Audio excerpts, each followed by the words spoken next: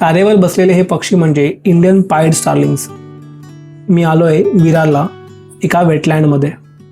Wetland म्हणजे उलसर जमीन, पाणथळ जागा किंवा दलदलीचा प्रदेश, ज्यांना इंग्रजीमध्ये स्वॅम्प, मार्श या नावानेही ओळखलं जातं.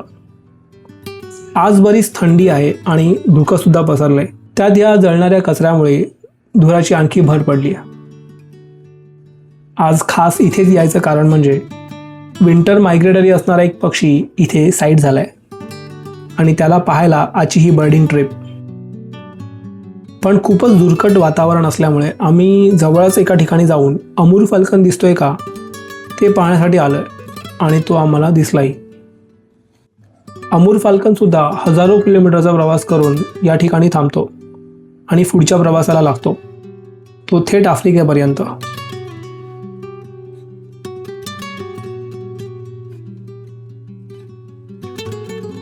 इथे 2 अमूर फाल्कन दिसत आहेत.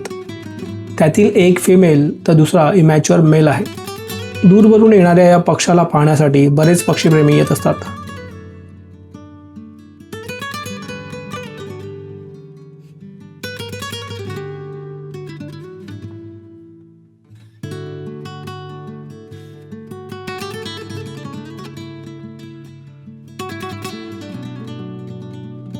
सूर्य हलकासा वर आला आणि आम्ही पुन्हा ह्या खास पक्षाला पाहण्यासाठी आलोय.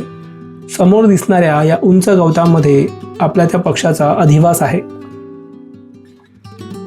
शांत आणि दलदलींच्या कुशीत हा पक्षी गुप्तपणे राहत असतो. स्पॉटेड क्रेक याचं नाव. पोर्झाना पोर्झाना या शास्त्रीय नावाने हा ओळखला जातो. त्याचा ऑलिव्ह तपकिरी रंग आणि पांढऱ्या ठिपक्यांमुळे अधिवासात सहज मिसळून जातो. अन्न शोधत हळूहळू चालत उथळ पाण्यातून मार्ग काढतो आणि क्वचितच तो उडतो. कीटक, कृमी, लहान जलचर प्राणी त्याचं मुख्य अन्न. सकाळच्या शांत वेळेत आणि संध्याकाळी त्याचा शिटीसारखा आवाज ऐकू येतो. युरोप आणि मध्य आशियामध्ये प्रजनन करून हा पक्षी हिवाळ्यात भारतात येतो. शांत, दुर्मिळ आणि नजरेआड राहणारा स्पॉटेड क्रेक आपल्याला दलदलींच्या सौंदर्याची आणि त्यांच्या पर्यावरणाला असणाऱ्या महत्त्वाची जाणीव करून देतो.